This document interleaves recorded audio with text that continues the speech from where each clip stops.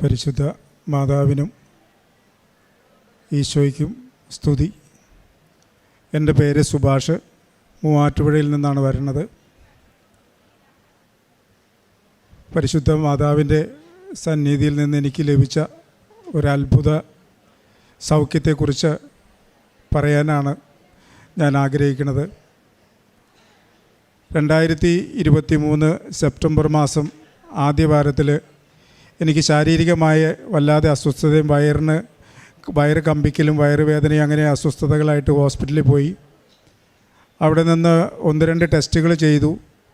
കുറച്ച് കഴിഞ്ഞപ്പോൾ പിറ്റേ ദിവസം എന്നോട് ചെല്ലാൻ പറഞ്ഞു. ചെന്ന് കഴിഞ്ഞപ്പോൾ അൾട്രാസൗണ്ട് സ്കാൻ ചെയ്യണമെന്ന് പറഞ്ഞു. സ്കാൻ ചെയ്ത് റിപ്പോർട്ട് കണ്ടു കഴിഞ്ഞപ്പോൾ അവർ പറഞ്ഞു നാളെ ഭക്ഷണമൊന്നും കഴിക്കാതെ വരിക, ഒരു CT എടുക്കണമെന്ന് പറഞ്ഞു. പിറ്റേ ദിവസം പോയിട്ട് CT എടുത്തു. CT എടുത്തപ്പോൾ എൻ്റെ കൂടെ ഉണ്ടായിരുന്നത് എൻ്റെ ഒരു സുഹൃത്തായിരുന്നു. അപ്പോൾ എന്നോട് പറഞ്ഞു ഇയാൾ കുറച്ച് നേരം വെളിയിലിരിക്കാൻ പറഞ്ഞു. ഞാൻ വെളിയിലേക്ക് ഇറങ്ങിപ്പോയി. ഒരു 5 മിനിറ്റ് കഴിഞ്ഞപ്പോൾ എൻ്റെ സുഹൃത്ത് പുറത്തേക്ക് ഇറങ്ങി വന്നു. അവൻ കരയുന്നുണ്ടായിരുന്നു. അപ്പോൾ ഞാൻ അവനോട് ചോദിച്ചു എന്നടാ പ്രശ്നം എന്ന് ചോദിച്ചു. അപ്പോൾ അവൻ പറഞ്ഞില്ല. കുഴപ്പമില്ല നമുക്ക് ശരിയാക്കാമെന്ന് പറഞ്ഞു. ഞാൻ പിടിച്ചിരുത്തിയിട്ട് പറഞ്ഞു നീ എന്താണെങ്കിലും എന്നോട് പറഞ്ഞോളാൻ പറഞ്ഞു. അപ്പോൾ ക്യാൻസറിൻ്റെ ചെറിയൊരു ആരംഭം പോലെ ഉണ്ടെന്നാണ് പറഞ്ഞത്. ഒരു ഓങ്കോളജിസ്റ്റിനെ കാണണം ചേട്ടാന്ന് പറഞ്ഞു. അങ്ങനെ ഞങ്ങൾ അവിടുന്ന് മറ്റൊരു ഹോസ്പിറ്റലിലേക്ക് പോയി. ഞാൻ എൻ്റെ വീട്ടിലേക്ക് പറഞ്ഞില്ല, പക്ഷെ മറ്റ് 2-3 സുഹൃത്തുക്കളെ വിളിച്ചു വരുത്തി. അങ്ങനെ കുറച്ചുകൂടെ ഭേദപ്പെട്ട ഒരു ഹോസ്പിറ്റലിൽ നല്ല ഡോക്ടർ ഓങ്കോളജിസ്റ്റിനെ കാണാനായിട്ട് പോയി. അവിടെ ചെന്ന് കയറിയിരുന്നപ്പോൾ തന്നെ അയാൾ ചോദിച്ചു ആരാണ് പേഷ്യൻ്റ് എന്ന് ചോദിച്ചു. അപ്പോൾ ഞാൻ പറഞ്ഞു ഞാനാണ്. അപ്പോൾ തുറന്ന് പറയുന്നതിൽ ബുദ്ധിമുട്ടുണ്ടോ എന്ന് ചോദിച്ചു. ഞാൻ പറഞ്ഞു പ്രയാസമൊന്നുമില്ല പറഞ്ഞോളാൻ പറഞ്ഞു. അപ്പോൾ അദ്ദേഹം പറഞ്ഞു നിങ്ങൾക്ക് ലിവർ ക്യാൻസറാണ്. അപ്പോൾ ഞാൻ ചോദിച്ചു അത് കുഴപ്പമില്ല, നമുക്ക് എന്താണ് അതിനുള്ളൊരു പോംവഴി? അയാൾ പറഞ്ഞു ഇതിനി ഒന്നും ചെയ്യാനില്ല, കാരണം ഇത് 4th സ്റ്റേജാണ്. 6 വർഷത്തിലധികമായി നിങ്ങൾക്കിത് സ്റ്റാർട്ട് ചെയ്തിട്ട്. ഒരു ശസ്ത്രക്രിയയോ അല്ലെങ്കിൽ കീമോയോ അതുപോലുള്ള റേഡിയേഷനൊന്നും സാധിക്കില്ല. ഇമ്മ്യൂണൽ തെറാപ്പി, ഇമ്മ്യൂണിറ്റി വർദ്ധിപ്പിക്കുക, അതിനും സമയപരിധിയുണ്ട്, ഒരു 4-5 മാസമൊക്കെ. അപ്പോൾ ഞാനത് കേട്ടു, അവിടെ നിന്ന് ഇറങ്ങിപ്പോന്നു. ഞങ്ങൾ കുറച്ച് പേര് കൂടി ആലോചിച്ച് വീട്ടിൽ വന്ന് പറഞ്ഞു. അങ്ങനെ അടുത്ത ഹോസ്പിറ്റലിൽ പോയി. കേരളത്തിലെ ഓങ്കോളജിസ്റ്റ് നമ്പർ 1 ഓങ്കോളജിസ്റ്റിനെ പോയി കണ്ടു. പിറ്റേ ദിവസം തന്നെ കാണാനുള്ള ഏർപ്പാട് ചെയ്തു. അവരും ഇതേ മറുപടി തന്നെയാണ് പറഞ്ഞത്, നിങ്ങൾ കുറേ വൈകിപ്പോയി, ഈ അവസ്ഥയിലൊന്നും ചെയ്യാൻ കഴിയില്ല, പിന്നെ കരളായതുകൊണ്ട് ഈ പറയുന്ന പോലെ റേഡിയേഷനൊന്നും അങ്ങനെ സാധ്യമല്ല എന്ന് പറഞ്ഞു. പക്ഷേ ഞാൻ ആ മറുപടി കൊണ്ടൊന്നും തൃപ്തനായില്ല. ഞാൻ അവരോട് പറഞ്ഞു നമുക്ക് എന്തെങ്കിലും ചെയ്യാൻ സാധിക്കുമെങ്കിൽ ചെയ്യാം എന്ന് പറഞ്ഞു. അടുത്തത് ഞങ്ങൾ അങ്ങനെ അന്വേഷണത്തിൻ്റെ ഭാഗമായിട്ട് ജിപ്മറിൽ, പോണ്ടിച്ചേരി ജിപ്മർ ഒരു നല്ല ഹോസ്പിറ്റലാണ്. അവിടെ സർജറിയൊക്കെ എത്ര വൾഗറായ കേസുകളും അവിടെ അറ്റൻഡ് ചെയ്യും, നമുക്ക് അവിടെ പോയി നോക്കാമെന്ന് പറഞ്ഞു. അങ്ങനെ ഞാനും എൻ്റെ സുഹൃത്തുക്കളും കൂടി, എൻ്റെ മോനും കൂടെ ഉണ്ടായി. അങ്ങനെ പോണ്ടിച്ചേരിക്ക് പോയി. പോണ്ടിച്ചേരി പോയപ്പോൾ ആദ്യം തന്നെ ട്രാൻസ്പ്ലാന്റ് ചെയ്യാനുള്ള സാധ്യതകളെക്കുറിച്ചാണ് ചിന്തിച്ചത്.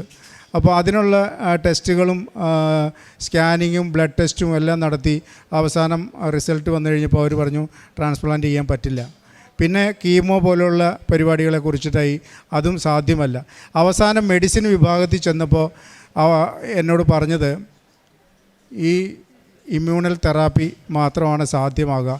പിന്നെ അതിനോടൊപ്പം വിത്ത് കീമോ എന്ന് പറയുന്ന ഒരു ഇഞ്ചക്ഷനുണ്ട്. അപ്പോൾ അത് ചെയ്യുമ്പോൾ 1 വർഷത്തേക്ക് 28 ലക്ഷം രൂപ മുടക്കാവും. ചില സ്കീമിലൊക്കെ വരുമ്പോഴത്തേക്ക് അത് 5-6 ലക്ഷം രൂപ കുറഞ്ഞ് കിട്ടാൻ സാധ്യതയുണ്ട്. അതെവിടെയാണെങ്കിലും നിങ്ങളുടെ നാട്ടിൽ തന്നെ അന്വേഷിക്കുന്നതായിരിക്കും നല്ലത് എന്ന് പറഞ്ഞു. അപ്പോൾ വലിയ നിരാശയോടെ ഒരു ട്രീറ്റ്മെൻറ്റും കിട്ടുന്നില്ല എന്നുള്ളൊരവസ്ഥയിൽ തന്നെയാണ് ഞാൻ തിരിച്ചു പോരണത്. അപ്പോഴത്തേക്ക് എൻ്റെ ഒരു സുഹൃത്തുണ്ട്, അവൻ കാനഡയിലാണ് ഇപ്പോൾ. അവൻ എന്നെ വിളിച്ചു പറഞ്ഞിരുന്നു സുഭാഷേ, അപ്പോൾ ഓരോ ദിവസവും ഹോസ്പിറ്റലിൽ പോകുമ്പോൾ അവൻ അന്വേഷിക്കുന്നുണ്ട്. അപ്പോൾ വിവരങ്ങളൊക്കെ അറിഞ്ഞു കഴിയുമ്പോൾ അവൻ പറഞ്ഞു അവർ പറഞ്ഞതൊന്നും നോക്കണ്ട, നീ ഒരു കാര്യം ചെയ്യ്, ഇവിടെ ആലപ്പുഴയിൽ കൃപാസനത്തിലൊന്ന് പോയി നോക്ക്, നിനക്ക് വിശ്വാസം ഉണ്ടോ എന്ന് എനിക്കറിയില്ല, എങ്കിലും നീ പൊക്കോ, നിനക്ക് വയ്യായെങ്കിൽ ഭാര്യേനെ പറഞ്ഞയച്ചാൽ മതി എന്ന് പറഞ്ഞു. അതിൻ്റെ ശേഷം എൻ്റെ സുഹൃത്തിൻ്റെ ഭാര്യ എൻ്റെ ഭാര്യേനെ വിളിക്കണ്ടായി. അപ്പോൾ ഓഗസ്റ്റ് 23-ാം തീയതി എൻ്റെ ഭാര്യ ഇവിടെ വന്ന് ഉടമ്പടി എടുത്ത് തിരിച്ചു വന്നു. അവളുടെ ചേട്ടത്തിയുടെ മകനും ഭാര്യയും കൂടെ ഇവിടെ വന്നത്. ഞാൻ മറ്റ് ചികിത്സകളൊന്നുമില്ല, ഒരു ടാബ്ലറ്റുണ്ട്, അത് മാത്രമേ ഉള്ളൂ. അത് ഇമ്മ്യൂണൽ തെറാപ്പിയാണ്, ഇമ്മ്യൂണിറ്റി വർദ്ധിപ്പിക്കുക എന്ന് മാത്രമേ ഉള്ളൂ. അങ്ങനെ ഒരു 1-2 ആഴ്ച വീട്ടിലിരുന്നപ്പോഴത്തേക്ക് എൻ്റെ ശരീരമൊക്കെ വല്ലാതെ ക്ഷീണിച്ചു, മുഖമൊക്കെ ഒരു വയലറ്റ് കളറായി. എനിക്ക് എണിച്ച് നടക്കാൻ പറ്റില്ല, ഭക്ഷണം കഴിക്കാൻ പറ്റണില്ല, കിടന്നാൽ ഉറക്കം വരില്ല, കിടക്കാൻ പറ്റില്ല, വയറ് ചില സമയത്ത് വല്ലാതെ വേദന. ഒരു ദിവസം രാത്രിയിൽ കിടക്കാൻ നേരത്താന്ന് തോന്നുന്നു, ഭാര്യ എന്നോട് പെട്ടെന്ന് പറഞ്ഞു, നമുക്ക് നാളെ കൃപാസനത്തിൽ ഒന്ന് പോയാലോ എന്ന് ചോദിച്ചു. അപ്പം എനിക്ക് വേറെ ഒന്നും ചെയ്യാനില്ല. ഞാൻ പറഞ്ഞു എന്ത് വേണമെങ്കിലും ആവാം, അങ്ങനെ ആയിക്കോട്ടെ എന്ന് പറഞ്ഞു. എൻ്റെ ഒരു ചങ്ങാതിയെ വിളിച്ചിട്ട് പറഞ്ഞു, ഇടാ നാളെ ഇങ്ങനെ ആലപ്പുഴയ്ക്കൊന്ന് പോകണം, രാവിലെ വണ്ടിയായിട്ട് വരാൻ പറഞ്ഞു. അവനൊരു 4 മണി ആയപ്പോഴത്തേക്ക് എൻ്റെ വീട്ടിൽ കാറും കൊണ്ട് വന്നു. ഞാനും ഭാര്യയും എൻ്റെ 2 മക്കളും അവനും കൂടെ അവിടെ നിന്ന് പോന്നു. കാറിലേക്ക് കയറുമ്പോഴത്തേക്ക് എനിക്ക് എണിച്ചിട്ടിങ്ങനെ നടക്കാൻ പറ്റണ്ടായില്ല. സീറ്റിലിരുന്നപ്പോൾ എനിക്ക് വല്ലാത്ത അസ്വസ്ഥത. ഒരു 1-2 കിലോമീറ്റർ അങ്ങ് നീങ്ങിയപ്പോഴത്തേക്ക് ശ്വാസം പോലും പോണില്ല. അപ്പോൾ ഞാൻ ചുമ്മാ തമാശയ്ക്ക് പറഞ്ഞു, ഇത് അവിടം വരെ എത്തണ ലക്ഷണം കാണുന്നില്ലടാ എന്ന് പറഞ്ഞു. എങ്ങനെയോ പിന്നെ ഞാനങ്ങ് മയങ്ങിപ്പോയി. അവിടെ നിന്ന് ഇങ്ങോട്ട് പോന്ന് ഈ വൈറ്റില കഴിഞ്ഞപ്പോൾ ഞാൻ പറഞ്ഞു, ഇവിടെ ഇങ്ങനെ ലെഫ്റ്റ് കയറിയാൽ മതി, NH കടന്ന് പിന്നെ സ്ട്രെയിറ്റ് പോകാൻ പറഞ്ഞു. കുറേ കഴിഞ്ഞപ്പോൾ എന്തോ വണ്ടിയിൽ നിന്നൊരു ഒച്ച കേട്ടു.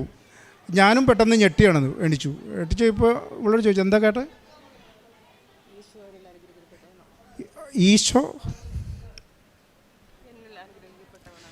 എന്നിൽ അനുഗ്രഹിക്കപ്പെട്ടിരിക്കുന്നു എന്ന് പറഞ്ഞു. അത് ഞാൻ കേട്ടില്ല, എൻ്റെ മോളും കേട്ടു. ഞാൻ കണ്ണു തുറന്നിട്ട് നോക്കുമ്പോൾ വഴി ശരിയല്ല, ഒരു ഇടുങ്ങിയ റോഡിൽ കൂടെ പോകണേ. അപ്പോൾ ഞാൻ അവനോട് വണ്ടി നിർത്താൻ പറഞ്ഞു. നീ ഇത് എങ്ങോട്ടാണ് പോകണമെന്ന് ചോദിച്ചു. അല്ല ചേട്ടാ, അവിടെ ഇങ്ങനെ കൃപാസനം എന്ന് എഴുതി വെച്ചേക്കണ കണ്ടു, അങ്ങനെ ഞാൻ തിരിഞ്ഞതാന്ന് പറഞ്ഞു. ഞാൻ പറഞ്ഞു അതല്ല, NH സൈഡിൽ തന്നെ വണ്ടി തിരിക്കാൻ പറഞ്ഞു. അവിടെ തിരിച്ച് പിന്നെ ഞാൻ വർത്തമാനം പറയാൻ തുടങ്ങി, എനിക്ക് കാണാനൊക്കെ പറ്റുന്നുണ്ട്. അങ്ങനെ വണ്ടി ഇവിടെ വന്ന് നിന്നു, ടോക്കണൊക്കെ എടുത്തു. ഞാനിവിടെ കയറി വന്നു. ഈ അൾത്താരയുടെ മുമ്പിൽ വന്ന് ഈ മുട്ടയിൽ നിന്ന് എനിക്ക് നിൽക്കാൻ പറ്റണില്ല. അപ്പോൾ ഒരു സിസ്റ്റർ എൻ്റെ കയ്യിലിരിക്കുന്ന ആ പച്ച കാർഡ് കണ്ടിട്ടാന്ന് തോന്നുന്നു, പിടിച്ച് അവിടെ സ്റ്റെപ്പിൻ്റെ അവിടെ കൊണ്ടുപോയിരുത്തി. അവിടെ ഇരുന്ന് അച്ഛൻ ആ കുരിശുരൂപം എൻ്റെ തലയിൽ വെച്ച് പ്രാർത്ഥിച്ചു.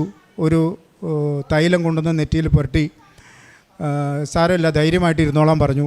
അങ്ങനെ ഞങ്ങൾ പോയി. ഇവിടുന്ന് ഇറങ്ങുമ്പോഴത്തേക്ക് എനിക്കെന്തോ എന്താ അറിയില്ല, ഭയങ്കര ഒരു ആത്മവിശ്വാസം, ഉണർവ് കിട്ടി. എനിക്ക് വിശപ്പൊന്നുമില്ലാത്ത ഞാൻ ആ കഞ്ഞിക്കട പോയിട്ട് ഞാൻ എൻ്റെ ഇവരാരും ഇറങ്ങിയിട്ടില്ല. ഞാൻ എൻ്റെ കൂട്ടുകാരനോട് പറഞ്ഞു, എനിക്ക് വിശക്കുക, കഞ്ഞി കുടിക്കണമെന്ന് പറഞ്ഞു. ആ കഞ്ഞിക്കട പോയി കഞ്ഞി വാങ്ങിച്ച് കുടിച്ചു അവിടെ ഇരുന്നു. കുറേ കഴിഞ്ഞപ്പോൾ ഭാര്യയും മക്കളും ഇറങ്ങി വന്നു. അവർ സഞ്ചിയിൽ എന്തൊക്കെയോ ഉണ്ട്, അവരെ കൂട്ടി ഞാൻ വീട്ടിലേക്ക് പോയി. പക്ഷേ പിറ്റേ ദിവസം മുതൽ എൻ്റെ ജീവിതത്തിനൊരു അടുക്കും ചിട്ടയും. രാവിലെ എണിക്കും ഞാൻ, വയ്യാതെ കിടക്കലൊന്നുമില്ല, 5:30 ആകുമ്പോഴത്തേക്ക് എണിക്കും. ഞങ്ങളെല്ലാവരും ഒരുമിച്ചിരുന്ന് പ്രാർത്ഥിക്കും. ഞങ്ങളുടെ 2 അമ്മമാരും ഉണ്ട് ഞങ്ങളോടൊപ്പം. അപ്പോൾ എൻ്റെ അമ്മയ്ക്കൊരു ഇച്ചിരി ഞങ്ങളുടെ വിശ്വാസം കൂടി, ഞങ്ങൾ ക്രൈസ്തവരല്ല, വിശ്വാസം കൂടുതൽ. അപ്പോൾ ഷൈലയ്ക്കും പേടിയുണ്ടായിരുന്നു അമ്മേനെ ഈ കുരിശു വരപ്പിക്കാനൊക്കെ. പക്ഷേ അമ്മയും വന്നിരിക്കും, ഞങ്ങൾ ഒരുമിച്ചിരുന്ന് പ്രാർത്ഥിക്കും. ഞാൻ 5 മണിക്ക് തന്നെ പ്രാർത്ഥന കഴിഞ്ഞാൽ അപ്പോൾ തന്നെ ഇവൾ കുറച്ച് ചൂടുവെള്ളം തരും. ഞാൻ ഈ ചൂടുവെള്ളം മേടിച്ച് കുടിച്ചിട്ട് അപ്പോൾ തന്നെ നടക്കാൻ പോകുമ്പോൾ ഞാൻ ഈ വിശ്വാസ പ്രമാണം ചൊല്ലിക്കൊണ്ടാണ് പോയിക്കൊണ്ടിരുന്നത്. കൊന്ത ചൊല്ലിക്കൊണ്ട് പോയിക്കൊണ്ടിരുന്നു. ആദ്യം 2 ദിവസം മോൻ എൻ്റെ കൂടെ നടക്കാൻ വന്നു. ഒരു 1.5 കിലോമീറ്റർ 2 കിലോമീറ്ററേ വന്നുള്ളൂ. അത് കഴിഞ്ഞിട്ട് തിരിച്ചു പോന്നു. പിന്നെ ഇപ്പോൾ ഞാൻ തന്നെ ഒരു 5 കിലോമീറ്ററോളം നടക്കും. ഇപ്പോൾ 5 കിലോമീറ്റർ നടന്ന് വീട്ടിൽ വരും. വീട്ടിൽ വന്നിട്ട് പിന്നെ ബ്രേക്ക്ഫാസ്റ്റൊക്കെ കഴിക്കൽ. ഈ അടുത്ത പ്രാവശ്യം 1 മാസം കഴിഞ്ഞപ്പോൾ ഞാൻ വന്നു. അപ്പോഴത്തേക്ക് പത്രം ഉണ്ടായിരുന്നു. എനിക്കങ്ങ് ദൂരേട്ടൊന്നും പോകാനുള്ള ബുദ്ധിമുട്ട് കാരണം മോൻ പോയിട്ട് പത്രം കൊടുക്കും. അവൻ കൊടുക്കുമ്പോൾ പ്രത്യേകം അവൻ പറയും, ഈ അച്ഛൻ പറഞ്ഞേക്കണേ എവിടെയെങ്കിലും കൊണ്ട് ചുമ്മാ ഇട്ടിട്ട് പോരായിരുന്നാണ് പറഞ്ഞേക്കണേ. അവൻ പറഞ്ഞത് എൻ്റെ അച്ഛന് സുഖമില്ല, ലിവർ ക്യാൻസറാണ്, അതിൻ്റെ ചികിത്സയുടെ ഭാഗമായിട്ടാണ് ചേട്ടാ ഈ പത്രം വിതരണം ചെയ്യണത്. പല മുതിർന്ന ആളുകളും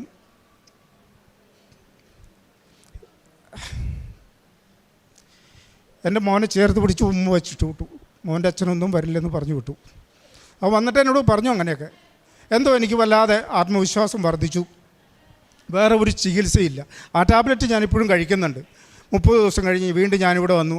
ഇവിടെ വന്ന് അൾത്താരയുടെ മുമ്പിൽ മുട്ടയിൽ നിന്ന് ഞാൻ മാതാവിനോട് ഈശോയോടും മനസ്സുരുക്കി പ്രാർത്ഥിച്ചു. അച്ഛനെൻ്റെ തലയിൽ കൈവച്ച് പ്രാർത്ഥിക്കുമ്പോൾ ഞാൻ വല്ലാതെ വിറയ്ക്കുന്നുണ്ടായിരുന്നു. അച്ഛൻ ഒന്നുകൂടെ തിരിച്ചു പോയിട്ട് എൻ്റെ റിപ്പോർട്ടുകൾ നോക്കിയിട്ട് ഈ മാതാവിൻ്റെ രൂപത്തിൻ്റെ അവിടെ നിന്നൊരു സ്റ്റീലിൻ്റെ ഡപ്പയിൽ എന്തോ ഒന്ന് കയ്യിലെടുത്തുകൊണ്ട് വന്നു. എൻ്റെ ഷർട്ടിൻ്റെ ഉള്ളിലൂടെ കൈയിട്ടിട്ട് എനിക്കിവിടെ ശരിക്കും വേദന എടുക്കും. ആ സമയത്ത് ഞാൻ ഈ മുട്ടയിൽ നിന്നിട്ടാണ് തോന്നുന്നു, ഈ കൂമ്പിൻ്റെ തൊട്ട് താഴെയായിട്ട് ആ കൃത്യം അവിടെ തന്നെ അച്ഛൻ പിടിച്ചിട്ട് 2-3 വട്ടം ഇങ്ങനെ കൈ കറക്കിയിട്ട് പറഞ്ഞു, 41 ദിവസം കഴിയുമ്പോൾ വന്ന് സാക്ഷ്യം പറയണം. അമ്മ പറഞ്ഞിട്ടുണ്ടെന്നാണോ അമ്മയോട് ഞാൻ പറഞ്ഞിട്ടുണ്ടെന്നാണോ പറഞ്ഞതെന്ന് എനിക്കറിയില്ല. അമ്മ പറഞ്ഞിട്ടുണ്ടെന്ന് പറഞ്ഞു. എനിക്ക് അതോടെ കേട്ടപ്പോൾ ധൈര്യമായി. 41 ദിവസവും കൂടെ ജീവിതം നീട്ടി കിട്ടുക. ഞാൻ ഇവിടുന്ന് ഇറങ്ങിയപ്പോൾ തന്നെ ഭാര്യയോട് പറഞ്ഞു, ഇങ്ങനെ പറഞ്ഞിട്ടുണ്ട് എന്ന് പറഞ്ഞു. ഞങ്ങൾ സന്തോഷമായിട്ട് പോയി. ഈ 41 ദിവസം കൊണ്ട് ഞങ്ങൾ ഞങ്ങളുടെ കയ്യിലുണ്ടായിരുന്ന പത്രങ്ങളെല്ലാം വിതരണം ചെയ്തു. അവിടെ ഒരു 10-20 അമ്മമാരെ താമസിപ്പിക്കുന്ന ഒരു കോൺവെൻ്റുണ്ട്. അവിടെ പോയി അവർക്ക് കുറച്ച് അരിയും പച്ചക്കറി സാധനങ്ങളൊക്കെ വാങ്ങിക്കൊടുത്തു. അതുപോലെ ഞങ്ങൾ കണ്ടുമുട്ടുന്ന ആളുകളോടൊക്കെ വലിയ തരത്തിലുള്ള ഒരു എനിക്കറിയില്ല, ഞാൻ മനഃപൂർവ്വം സ്നേഹിക്കണമെന്നല്ല, എനിക്കങ്ങനെ ഈ ബുദ്ധിമുട്ടുള്ള ആളുകളെ കാണുമ്പോൾ അറിയാതെ എൻ്റെ ഉള്ളിൽ നിന്നൊരു അനുകമ്പ കടന്നു വരിക. ഞാൻ അവരോട് ചുമ്മാ വിശേഷമെങ്കിലും ചോദിക്കും, കൊടുക്കാനൊന്നുമില്ലെങ്കിൽ ഒന്നും കൊടുക്കാറുമില്ല. അപ്പോൾ ഈ അച്ഛൻ പറഞ്ഞ 41 ദിവസം എന്ന് പറയുന്നത് ഈ ഫെബ്രുവരി 7-ാം തീയതി ആയിരുന്നു. അപ്പോൾ 9-ാം തീയതി എന്നോട് ഹോസ്പിറ്റലിൽ ചെല്ലാൻ പറഞ്ഞേക്കണേ. അപ്പോൾ അന്ന് ടെസ്റ്റുണ്ട്. അപ്പോൾ ഞാൻ ഇതും കൂടെ ഒന്ന് അറിഞ്ഞിട്ട് പോകാമെന്ന് വിചാരിച്ചിട്ട് 9-ാം തീയതി ഞാൻ സ്കാനിങ്ങിന് പോയി. സ്കാനിങ് ചെയ്തിട്ട് റിസൾട്ടിന് വന്നപ്പോൾ അവർ പറഞ്ഞു സ്കാനിങ് തെളിഞ്ഞിട്ടില്ല, ഒന്നോടെ ചെയ്യണമെന്ന് പറഞ്ഞു. അപ്പോൾ പിന്നെ ചെന്നപ്പോൾ പറഞ്ഞു അൾട്ര അല്ല CT എന്ന് പറഞ്ഞു. അത് കേട്ടപ്പോൾ എനിക്ക് പേടിയായി. ഫസ്റ്റ് എനിക്ക് ഇത് ഡിക്ലെയർ ചെയ്തു ഇങ്ങനെ തന്നെയാണ്.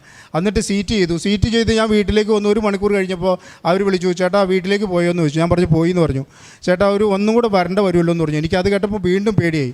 എൻ്റെ വീട്ടിൽ നിന്ന് 10-20 കിലോമീറ്റർ പോകണം. അപ്പോൾ ഞാൻ പറഞ്ഞു ഞാൻ വീട്ടിലെത്തി, ഞാനിവിടെ DDRCയിൽ ബ്ലഡ് കൊടുക്കാനുണ്ട്, അതിനുവേണ്ടി വന്നതാണ്.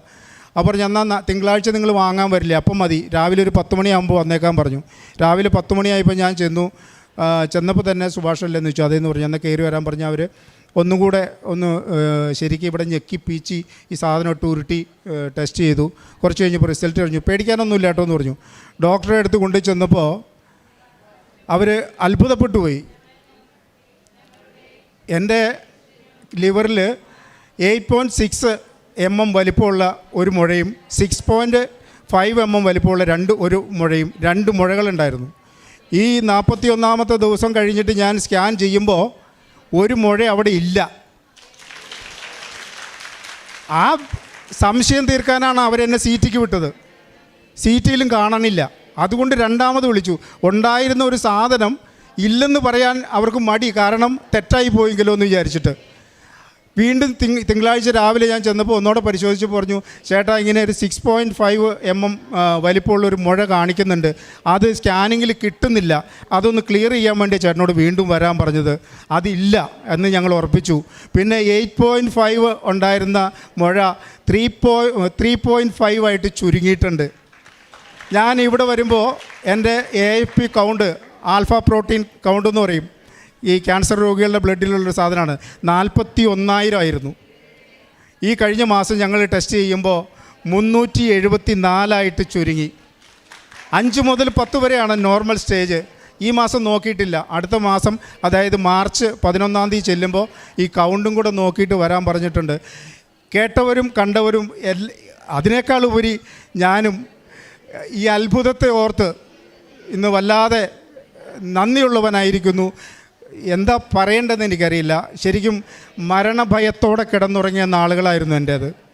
ഇന്നെനിക്ക് മരണഭയമില്ല. ഞാൻ എൻ്റെ മോനെ വിളിച്ച് അടുത്ത് കിടത്തിയിട്ടുണ്ട് ഈ കഴിഞ്ഞ ദിവസങ്ങളിലൊക്കെ. കാരണം എത്ര ദിവസം മക്കളെ തൊട്ടുരുമി നിൽക്കാൻ പറ്റുമെന്നുള്ള ഉറപ്പില്ലാത്തതുകൊണ്ട്. പക്ഷേ ഇന്നെനിക്ക് ആ ഭയം പോയി. ഇന്ന് പ്രാർത്ഥിക്കാൻ പറ്റുന്നുണ്ട്. ആ പ്രാർത്ഥനയിൽ എനിക്ക് വലിയ ശക്തി കിട്ടുന്നുണ്ട്, ധൈര്യം കിട്ടുന്നുണ്ട്. എൻ്റെ മക്കൾ എന്നെ മോട്ടിവേറ്റ് ചെയ്യുന്ന രീതിയിലേക്ക് വളർന്നിട്ടുണ്ട്. ആ കൂട്ടായ പ്രാർത്ഥന, എൻ്റെ മോനും മോളും അമ്മമാരും ഷൈലും ഭാര്യയും ഒരുമിച്ചിരുന്ന് ഞങ്ങൾ പ്രാർത്ഥിക്കണം. ആ പ്രാർത്ഥിക്കുമ്പോൾ കിട്ടുന്ന ഒരു ആത്മവിശ്വാസം അത് വളരെ വലുതാണ്. ഞാൻ ആദ്യം വന്നപ്പോൾ എൻ്റെ വീടിൻ്റെ അടുത്തുള്ളൊരു കുടുംബത്തെ ഞാൻ കൊണ്ടുവന്നു ഇവിടെ. അവർ ഉടമ്പടി എടുത്ത് തിരിച്ചു പോയി.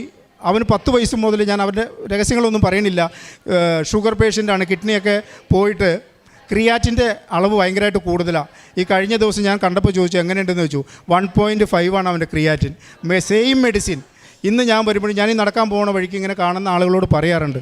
ഞാൻ ഈ നടക്കാൻ പോകുന്ന വഴിക്ക് ഉള്ള മറ്റൊരു ചങ്ങാതിയാണ്. അവനെ കണ്ടപ്പോൾ ഞാൻ പറയടാ, ബുദ്ധിമുട്ടാണ്, രോഗത്തിന് ശമനമൊന്നുമില്ലെങ്കിൽ ഞാനിങ്ങനെ അടുത്ത ദിവസം കൃപാസനത്തിൽ പോകുന്നുണ്ട്, നീ പോരേന്ന് പറഞ്ഞു. അപ്പോൾ അവൻ്റെ ഭാര്യ എൻ്റെ കൂടെ അയച്ചിട്ടുണ്ട്. അവരിന്ന് ഉടമ്പടി എടുത്തിട്ടുണ്ട്. അങ്ങനെ എനിക്ക് പറയാൻ കഴിയുന്ന, എനിക്ക് ചെയ്യാൻ കഴിയുന്ന ആളുകളോട് വെറുതെ പറയല്ല. എന്നോട് ചോദിച്ചു ഇപ്പം എങ്ങനെയുണ്ട് മോനെ. അവർ വളരെ എന്താ പറയണേ, അനുകമ്പയോടുകൂടി ദയയോട് കൂടിയിട്ടൊക്കെ ചോദിക്കണേ. ഇപ്പോൾ എങ്ങനെയുണ്ട്? ഞാൻ വളരെ ഹാപ്പി ആയിട്ട് ഒരു കുഴപ്പമില്ല, സുഖമാണ്, സന്തോഷമായിട്ടിരിക്കണു. നിങ്ങൾക്ക് എന്തെങ്കിലും പ്രശ്നം ഉണ്ടെങ്കിൽ ഞാൻ ചെയ്ത ചികിത്സ ചെയ്യാം, എൻ്റെ കൂടെ പോരെ, ഞാൻ കൊണ്ടാം കൃപാസനത്തിൽ, എൻ്റെ ചിലവിൽ, എൻ്റെ വണ്ടിയിൽ. ഇന്ന് ഞാൻ അങ്ങനെ തന്നെയാണ് ഇവിടെ എത്തിയിട്ടുള്ളത്. ഇന്ന് ഞാൻ മൂവാറ്റുപുഴയിൽ നിന്ന് തന്നെ വണ്ടി ഓടിച്ചിട്ട് ഇവിടം വരെ വന്നത്.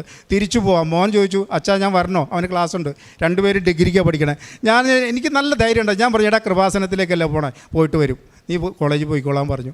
എന്തായാലും ഇവിടെ വന്നു പെടാൻ പറ്റും. എൻ്റെ ചങ്ങാതിയുടെ ഇടപെടൽ മൂലമാണ് കൃപാസനത്തെക്കുറിച്ച് എൻ്റെ ഭാര്യ അറിയതും അവൾക്ക് ഇങ്ങനെ ഒരു ധൈര്യം കിട്ടിയതും. മറ്റൊന്നും ചെയ്യാനില്ലാത്തതുകൊണ്ടായിരിക്കാം. ഞങ്ങൾ അതിനുശേഷം എല്ലാ ദിവസവും പ്രാർത്ഥന കേൾക്കും. വിശ്വാസ പ്രമാണവും പരിശുദ്ധ മറിയും നന്മ നിറഞ്ഞ മറിയൊക്കെ പരിശുദ്ധ കാണാപ്പാടായി ഞങ്ങൾക്ക് എല്ലാവർക്കും. ഇപ്പോൾ അച്ഛൻ്റെ വചനങ്ങളെല്ലാ ദിവസവും കേട്ടുകൊണ്ടിരിക്കും. സാധാരണ സുഖമില്ലാത്ത ആളുകളെ പാട്ട് പാടി ഉറക്കാമെന്ന് പറഞ്ഞാൽ ഷൈല എന്നെ വചനം പാടി ഉറക്കണേ, വചനം വെച്ച് തന്ന് ഇങ്ങനെ കേട്ട് കിടന്നുറങ്ങും. അപ്പോൾ ഇങ്ങനെ കേട്ടുകൊണ്ടിരിക്കുമ്പോൾ ഇപ്പോൾ അച്ഛൻ എന്താ 1 കൊരിന്ത്യസ് 10:12 തോന്നുന്നു, മനുഷ്യന് കണ്ട് സാധിക്കാത്തത് ഈശ്വരനെ കണ്ട് സാധിക്കും. എൻ്റെ ജീവിതത്തിൽ ഇതിനു മുമ്പുള്ള കാര്യങ്ങളെക്കുറിച്ച് പരിശോധിച്ച് നോക്കുമ്പോഴൊക്കെ എല്ലാവരും കൈവടിഞ്ഞ സമയത്താണ് ഞങ്ങൾ ജീവിതത്തിലേക്ക് തിരിച്ചു വന്നിട്ടുള്ളത്. ഇത് ഞാൻ ഇനിയും ജീവിക്കുകയാണെങ്കിൽ ഇതെൻ്റെ 3ാമത്തെ ജന്മമാണ്. അതുപോലെ ഒരു 12 വർഷം മുമ്പ് കള്ളു കുടിച്ച് ഞാൻ മരിച്ചുപോയ ആളാണ്. അന്ന് എൻ്റെ ഭാര്യ ഇതുപോലെ പ്രാർത്ഥനയെ മുട്ടിപ്പായി പ്രാർത്ഥിച്ച് വൈദ്യശാസ്ത്രം പറഞ്ഞു, ഒന്നും ചെയ്യാനില്ല, നിങ്ങൾ വീട്ടിലേക്ക് കൊണ്ടുപോയിക്കോളാൻ പറഞ്ഞ് ആംബുലൻസിൽ കയറ്റിവിട്ട ഡെഡ് ബോഡിയാണ് ഞാൻ. അവിടെ നിന്ന് ജനിച്ച് ജീവിച്ച് ജീവിതത്തിലേക്ക് തിരിച്ചു വന്നതാണ്. അന്ന് തൊടുപുഴയിലുള്ള പ്രത്യാശ എന്ന് പറഞ്ഞ ഒരു സ്ഥാപനത്തിൽ പോയിട്ട് ചികിത്സ എടുത്താൽ അവിടെയും ഒരു അൾത്താരയുണ്ട്, ഒരു ഗിരോട്ടോയുണ്ട് മാതാവിൻ്റെ. അവിടെ മുട്ടിപ്പായി പ്രാർത്ഥിച്ചിട്ടാണ്. പക്ഷേ എത്രത്തോളം ഞാനത് ഫോളോ ചെയ്തു എന്നുള്ള കാര്യത്തിന് എനിക്ക് സംശയമുണ്ട്. അതുകൊണ്ടായിരിക്കും ഞാൻ ഈ പ്രത്യാശ ഭവനിലെ ഡയറക്ടറെ വിളിച്ച് പറഞ്ഞു, ഇങ്ങനെ രോഗസൗഖ്യത്തെക്കുറിച്ച് പറഞ്ഞപ്പോൾ അദ്ദേഹം എന്നോട് പറഞ്ഞത്, നിന്നെ ദൈവം വീണ്ടും വിശുദ്ധീകരിക്കാൻ വേണ്ടിയിട്ടാണ് ഈ രോഗം നിനക്ക് തന്നത്. ഇത് രോഗമല്ല, നിന്നെ ശുദ്ധീകരിക്കലാണ്. നീ ധൈര്യമായിട്ടിരിക്കാൻ, നന്ദിയുള്ളവനായിട്ടിരിക്കാൻ പറഞ്ഞു. ഞാൻ ഇന്ന് ആ വഴികളെ അതിലൂടെ തന്നെ മുന്നോട്ട് പോകാനായിട്ട് ആഗ്രഹിക്കുന്നു. എല്ലാവരുടെയും ഞാൻ വേറൊരു കാര്യം, അത് ഒരിക്കലും ഞാൻ മറക്കില്ല, എന്നും പ്രാർത്ഥിക്കുന്ന ഒരു പ്രാർത്ഥനയാണ്. ഞാനിവിടെ ഈ സ്റ്റെപ്പിൽ മുട്ടുകുത്തുമ്പോൾ എൻ്റെ തൊട്ടടുത്തൊരു മോനുണ്ടായിരുന്നു. അവൻ എപ്പോഴും ചുമച്ചുകൊണ്ടിരിക്കുക. ബ്ലാഡറിൽ, ശ്വാസകോശത്തിൽ അണുക്കളാണെന്ന് പറഞ്ഞ് ഞാനിവിടുന്ന് എണിച്ചു കഴിഞ്ഞപ്പോൾ പിന്നെ എൻ്റെ പ്രാർത്ഥന മുഴുവൻ ആ മകന് വേണ്ടിയിട്ടായിരുന്നു. ഇന്നും ഞങ്ങൾ പ്രാർത്ഥിക്കുമ്പോൾ ആ മോനെ ഓർത്ത് പ്രാർത്ഥിക്കാറുണ്ട്, എന്നെ അമ്മ രക്ഷിച്ചതുപോലെ ആ മോനെയും രക്ഷിക്കണേ. അങ്ങനെ മറ്റുള്ളവർക്ക് വേണ്ടിയും പ്രാർത്ഥിക്കാനായിട്ടുള്ള ഒരു മനസ്സ് ഈശ്വരൻ ദൈവം എനിക്ക് തന്നിട്ടുണ്ട്. എല്ലാവർക്കും അതുപോലെ തന്നെ ഈ മാതാവിൻ്റെയും ദൈവത്തിൻ്റെയും കൃപ ധാരാളമായിട്ട് നമുക്കെല്ലാവർക്കും ലഭിക്കട്ടെ എന്ന് പ്രാർത്ഥിക്കുന്നു. അതോടൊപ്പം തന്നെ ഈ ഈശോയ്ക്കും പരിശുദ്ധ മാതാവിനും എൻ്റെ ജന്മം ഞാൻ ഇനി അങ്ങോട്ട് സമർപ്പിക്കണം. പരിശുദ്ധ അമ്മയുടെ മധ്യസ്ഥതയിൽ ലഭിച്ച വലിയൊരു സൗഖ്യത്തിൻ്റെ സാക്ഷ്യം വളരെ വ്യക്തമായിട്ട് ഇപ്പം നമ്മൾ കേൾക്കുവാനായിട്ട് ദൈവം ഇടവരുത്തി എന്നുള്ളതാണ് ഏറ്റവും പ്രധാനപ്പെട്ടത്. ഇപ്പോൾ സാക്ഷ്യം പറഞ്ഞത് ലിവർ ക്യാൻസറുമായിട്ട് ബന്ധപ്പെട്ട കാര്യമാണ്. അപ്പോൾ അത് വളരെ വ്യക്തമായിട്ട് പറഞ്ഞു. ഇനിയിപ്പം അതിൽ പ്രത്യേകിച്ച് ചികിത്സയ്ക്ക് ഒരു സാധ്യതയില്ല. ഇനിയിപ്പം ഇമ്മ്യൂണിറ്റി വർദ്ധിപ്പിക്കുവാനായിട്ടുള്ള ഒരു മെഡിസിൻ മാത്രമാണ് ഇതിൻ്റെ സാധ്യത എന്ന് പറഞ്ഞ് പിന്നെ ഏതോ ഒരു കൂട്ടുകാരൻ വഴി ഇവിടെ വന്നു എന്നുള്ളതാണ്. പിന്നീട് ഇവിടെ വന്നതിന് ശേഷം ഒരു എന്തെന്നില്ലാത്തൊരു ധൈര്യം എന്ന വാക്കാണ് ഇവിടെ ഈ സാക്ഷ്യത്തിൽ ഇദ്ദേഹം പറഞ്ഞത്. നിങ്ങൾ സാക്ഷ്യങ്ങൾ അതിപ്പം ആര് പറയുന്ന സാക്ഷ്യങ്ങളാണെങ്കിലും പരിശോധിക്കുമ്പം അവർക്ക് ലഭിക്കുന്ന ഒരു ധൈര്യത്തിനെക്കുറിച്ച് അവർ പറയുന്നുണ്ട്. ചിലർ പിള്ളേർ സാക്ഷ്യം പറയുമ്പോൾ അത് കോൺഫിഡൻസ് എന്നും അല്ലെങ്കിൽ മറ്റുള്ളവർ വരുമ്പോൾ തൻ്റെ ഇടമെന്നും ഒക്കെ പറയുന്നുണ്ട്. അതുകൊണ്ടാണ് ഈ ചിലർ എല്ലാ സാക്ഷ്യത്തിലും ഇങ്ങനെ എനിക്കിനി മുന്നോട്ട് പോകുമ്പം ഒരു ടെൻഷനില്ല. കാരണം ഈ ഒരു ടെൻഷൻ ഇല്ലായ്മയെക്കുറിച്ച് നമ്മളെപ്പോഴും സാക്ഷ്യങ്ങളിൽ ഇങ്ങനെ കാണുന്നതിൻ്റെ ഉത്തരം നമ്മൾ ഈ ഉടമ്പടി എന്ന് പറയുന്നത് നമുക്കറിയാം, അത് ദൈവത്തിൻ്റെ കാര്യങ്ങളിലേക്ക് നമ്മൾ കൊടുക്കുകയാണ്. അതിൽ നിയോഗങ്ങളും എല്ലാം ഇങ്ങനെ കൊടുത്തിട്ട് ആത്മാർത്ഥമായിട്ടാണ് ആ സമർപ്പണം നടത്തിയതെങ്കിൽ ആദ്യം നമുക്ക് ലഭിക്കുന്നതും ഈ ഒരു വല്ലാത്തൊരു ഒരു ഭാരമില്ലായ്മയാണ്. അത് സാക്ഷ്യങ്ങൾ പരിശോധിക്കുന്നത് നമുക്കറിയാം. അതിനർത്ഥം ജീവിതത്തിൽ ഇനി പ്രശ്നങ്ങളും ബുദ്ധിമുട്ടുകളും ഇനി വരത്തില്ല എന്നുള്ളൊരർത്ഥമൊന്നുമല്ല അതിനുള്ളത്. പക്ഷേ ഇപ്പോൾ ഞാൻ സമർപ്പിച്ചിരിക്കുന്ന നിയോഗത്തിന് മേൽ ദൈവം വ്യക്തമായിട്ടൊരു തീരുമാനമെടുക്കും. അതിനിതുപോലെ ബോധ്യപ്പെടുത്തുന്ന രീതിയിൽ, ഇതിപ്പം സൗഖ്യത്തിൻ്റെ കാര്യമാണെങ്കിൽ ഇതിനു മുമ്പ് പറഞ്ഞ കാര്യത്തിലുമൊക്കെ വ്യക്തമായിട്ട് ഇങ്ങോട്ട് വന്ന യാത്രയിൽ പോലും ഒരു ദൈവാനുഭവം ഉണ്ടായെന്നുള്ളത് പറയുന്നുണ്ട്. ഈശോ നിന്നെ അനുഗ്രഹിക്കുന്നുവെന്ന് ഒരു വചനം ലഭിച്ചതായിട്ടുമൊക്കെ പറയുന്നുണ്ട്. അവസാനം ഇവിടെ വന്നതിന് ശേഷം തിരികെ പോകുമ്പോൾ തൊട്ട് ഒരു എന്തെന്നില്ലാത്തൊരു, നിങ്ങൾക്കറിയാം, ഇവിടെ ഒരു മാനുഷിക യുക്തിയിൽ പരിശോധിക്കുമ്പോൾ സത്യം പറഞ്ഞാൽ ഇവിടെ തിക്കും തിരക്കും ബഹളവും ഒക്കെയാണ് എപ്പോഴും. പക്ഷേ ഇവിടെയുള്ള സാക്ഷ്യങ്ങൾ നിങ്ങൾ പരിശോധിക്കുമ്പോൾ ഇതിനിടയിലൂടെ ഒരു ജീവിക്കുന്ന ഒരു മാതാവിൻ്റെ സാന്നിധ്യം ഒരാൾ അനുഭവിക്കുന്നതായിട്ട് എത്ര പേരാണ് പറയണത്. ഇവിടെ കാലൂത്തി അന്നോട്ട് അത് ഇവിടെ എല്ലാം നമുക്ക് കൊടുക്കുമ്പോൾ ഇങ്ങനെയുള്ള ദൈവിക അനുഭവങ്ങൾ ലഭിക്കുന്നതുകൊണ്ടാണല്ലോ നിങ്ങളും ഓരോരുത്തരും ഇവിടെ ആയിരിക്കുന്നത്. അപ്പോൾ പരിശുദ്ധ അമ്മ ഇവിടെ ജീവനോടെ പ്രത്യക്ഷപ്പെട്ടു എന്നുള്ളതാണ് നമ്മുടെ ഈ ഒരു ആലയത്തിൻ്റെ അടിസ്ഥാനം എന്ന് പറയുന്നത്. ഈ അടിസ്ഥാനത്തിൽ നിന്നാണ് നമ്മൾ ഈ സാക്ഷ്യങ്ങളെല്ലാം നമ്മൾ ശേഖരിക്കുന്നത്. അതുകൊണ്ടാണ് നിങ്ങളുടെ ദേവാലയത്തിലും മാതാവ് ഉണ്ട്, എല്ലായിടത്തും മാതാവ് ഉണ്ടെങ്കിലും ഇവിടുത്തെ മാതാവിൻ്റെ സ്ഥിരീകരണം നടക്കണമെങ്കിൽ ഇവിടെ അസാധാരണമായ കാര്യങ്ങൾ റിപ്പോർട്ട് ചെയ്യപ്പെടണം. ദൈവം അനുഗ്രഹിച്ച് നമുക്ക് ആവശ്യത്തിലേറെ, അതും മറ്റുള്ള പ്രത്യക്ഷയോട് ബന്ധപ്പെട്ട് ക്രിസ്ത്യൻസിൽ നിന്നല്ല എല്ലാ മതത്തിൽ നിന്നുള്ളവരും വ്യക്തമായിട്ട് ഇങ്ങനെ തെളിവുകൾ ഉൾപ്പെടെ കൊണ്ടുവന്നാണ് നമുക്കിവിടെ സാക്ഷ്യം പറയുന്നതും. അതിൽ മെഡിക്കൽ ഫീൽഡിലുള്ളവരും പ്രൊഫഷണൽ ഫീൽഡിലുള്ളവരും എല്ലാം നമുക്ക് സാക്ഷ്യം പറയുന്നവരുണ്ട്. അപ്പം ഇത്രയും വ്യക്തമായിട്ട് ദൈവത്തെ ഒരു അനുഭവം ഒരാളുടെ ജീവിതത്തിലേക്ക് കൊണ്ടുവരാനായിട്ട് എങ്ങനെ സാധിച്ചു എന്നുള്ള ചോദ്യത്തിന് ഇവരുത്തരം പറയുന്നുണ്ട്. അത് നിങ്ങൾ ശ്രദ്ധിച്ചോണം. അവസാനം ഇവർ മക്കൾ ഉൾപ്പെടെ പ്രാർത്ഥന മുടക്കിയിട്ടില്ലെന്നുള്ളത് വളരെ വ്യക്തമായിട്ട് പറയുന്നുണ്ട്. അപ്പോൾ മകൻ ഇപ്പം അപ്പച്ചന് പോകാനായിട്ട്, പപ്പയ്ക്ക് പോകാൻ പറ്റാത്തതുകൊണ്ട് മകൻ അപ്പച്ചൻ്റെ കാര്യം പറഞ്ഞ് ഈ പ്രേക്ഷിത, ഇപ്പം നിങ്ങൾ ഈ പത്രം കൊടുക്കുന്നതിലൊക്കെ എന്താണെന്നൊക്കെയുള്ള ചോദ്യത്തിന് ഉത്തരം നിങ്ങൾ തന്നെ പ്രാർത്ഥിച്ച് കണ്ടെത്തണം. ഇതിനുള്ള ഉത്തരങ്ങളെല്ലാം ആരാധനയിലൂടെ പറയുന്നുണ്ട്. ആ ആരാധനയും വ്യക്തമായിട്ട് കാണാൻ ശ്രമിക്കുന്നുണ്ട്. ഇപ്പോൾ വചനമൊക്കെ ദൈവത്തിനൊന്നും അസാധ്യമാണെന്നുള്ള വചനമൊക്കെ കേട്ട് പഠിക്കാൻ, ഒപ്പം വീട്ടിലുള്ള 2 അമ്മമാരും ഉൾപ്പെടെ നിന്നാണ്. അപ്പോൾ ഒരു കുടുംബം മുഴുവൻ ഇങ്ങനെ മുട്ടുമേ നിന്ന് വിശുദ്ധീകരിക്കണമെന്നും ഞങ്ങളുടെ ജീവിതത്തിൽ ഇടപെടണമെന്ന് പ്രാർത്ഥിക്കുകയും അറ്റ് ദ സെയിം ടൈം ആ കാര്യത്തിന് വേണ്ടി മറ്റുള്ളവരെ സഹായിക്കും. പിന്നെ ഒരുപാട് പേരെ മറ്റുള്ളവരുടെ കാര്യങ്ങളൊക്കെ പറഞ്ഞ് ബോധ്യപ്പെടുത്താനുള്ള ശ്രമവും മറ്റുള്ളവരെ കാണുമ്പോൾ അനുകമ്പപൂർവ്വം പെരുമാറാനൊക്കെ ശ്രമിക്കുകയും ഇതെല്ലാം കൂടി ഇങ്ങനെ ചേർന്ന് വരുമ്പം ദൈവം വിശ്വസ്തനായതുകൊണ്ടും സത്യസന്ധനായതുകൊണ്ടും നമ്മൾ നടക്കുന്ന വഴി ഏറെ പ്രത്യേകിച്ച് അത് സത്യമാണെന്ന് നമ്മളെ തെളിയിക്കേണ്ട ദൈവത്തിന് ഉത്തരവാദിത്വമുണ്ട്. അതുകൊണ്ട് ഇതുപോലെ ഇതിനേക്കാളും അപ്പുറം ഉള്ള വലിയ അടയാളങ്ങൾ ദൈവം ഇനിയും നടത്തും എന്നുള്ള കാര്യത്തിൽ ഒരു സംശയമില്ല. ഒരു പക്ഷേ അത് കൂടുതൽ ബോധ്യപ്പെടുവാനും ഒരുപക്ഷെ ഈ സാക്ഷ്യം കേൾക്കുന്ന നമുക്കും അല്ലെങ്കിൽ ഇവരുടെ ജീവിതത്തിൽ ഇനിയും കൂടുതൽ ഇവർ പ്രവർത്തിക്കുവാനുമായിരിക്കും ഒരു പക്ഷേ ആവർത്തിച്ച് ഇതുപോലുള്ള റിപ്പോർട്ടുകൾ ഉൾപ്പെടെ കൊണ്ടുവന്ന് ഈ ആൾത്താരിൽ സാക്ഷ്യം പറയാനായിട്ട് ദൈവം ഇടവരുത്തിയത്. അപ്പം ദൈവം നമ്മുടെ ജീവിതത്തിൽ ഇടപെടുന്നുണ്ട്. ശാസ്ത്രത്തിനും മുകളിൽ ദൈവത്തിൻ്റെ ഒരു അനുഭവമുണ്ട്. ആ ഒരു അനുഭവത്തിലേക്ക് എത്തിച്ചേരാനായിട്ട് ഉടമ്പടി എന്ന പ്രാർത്ഥന നമ്മളെ സഹായിക്കും എന്നുള്ളത് ഉറപ്പാണ്. അപ്പോൾ ആ ഒരു ബോധ്യത്തിൽ നിന്ന് സംസാരിക്കുമ്പോൾ ഈ അവസാനം പറഞ്ഞല്ലോ, ഇനി എൻ്റെ ജീവിതം ഒരു ദിവസം അത് ദൈവം നൽകിയതാണ്. ഇത് തന്നെയാണ് നമ്മളെപ്പോഴും പറയണത്. നമുക്ക് കിട്ടുന്ന ഓരോ നിമിഷവും ദൈവം നൽകിയതാണ്. അങ്ങനെ പറയുമ്പോൾ നമ്മൾ ആരും വിശ്വസിക്കത്തില്ല, കാരണം നമുക്ക് ആർക്കും അങ്ങനെ ഒരു അനുഭവം ഇല്ല. പക്ഷേ ഇങ്ങനെ ഒരു അനുഭവം കിട്ടിക്കഴിയുമ്പോൾ നമുക്ക് മനസ്സിലാവും ഓരോ നിമിഷവും ദൈവത്തിൻ്റെ ദാനമാണ്, എന്തെങ്കിലുമൊക്കെ മറ്റുള്ളവർക്കും ദൈവത്തിന് വേണ്ടി ചെയ്യണം. ഈ ഒരു ബോധ്യത്തിലേക്ക് ഒരു വ്യക്തിയെ കൊണ്ട് നിർത്തുക എന്നുള്ളതാണ്. അതിന് നിങ്ങളുടെ നിയോഗങ്ങളൊക്കെ ഒരു ഭാഗമാവുന്നത് മാത്രം. ഏറെ പ്രത്യേകിച്ച് ഈ ലഭിച്ച പരിശുദ്ധ അമ്മയുടെ മധ്യസ്ഥത വഴി ലഭിച്ച ഈ വലിയ സൗഖ്യത്തിനെ പ്രതിയും ഒപ്പം ഈ മകനിലൂടെ ദൈവം ഇനി ചെയ്യാനിരിക്കുന്ന വലിയ അനുഭവങ്ങളെ പ്രതി നമുക്ക് കരങ്ങളടിച്ച് ദൈവത്തിൻ്റെ നാമം മഹത്വപ്പെടുത്താം. അത്യപൂർവ ദൈവാനുഭവങ്ങൾ ഇനി നിങ്ങൾക്കും സ്വന്തം. ഈ യൂട്യൂബ് ചാനൽ ഇതുവരെ സബ്സ്ക്രൈബ് ചെയ്തിട്ടില്ലെങ്കിൽ ഇപ്പോൾ തന്നെ സബ്സ്ക്രൈബ് ചെയ്യുക. ഈ വീഡിയോ ഇപ്പോൾ തന്നെ നിങ്ങളുടെ സുഹൃത്തുക്കൾക്ക് ഷെയർ ചെയ്തുകൊണ്ട് കർത്താവിൻ്റെ പ്രേക്ഷിതരാകുക.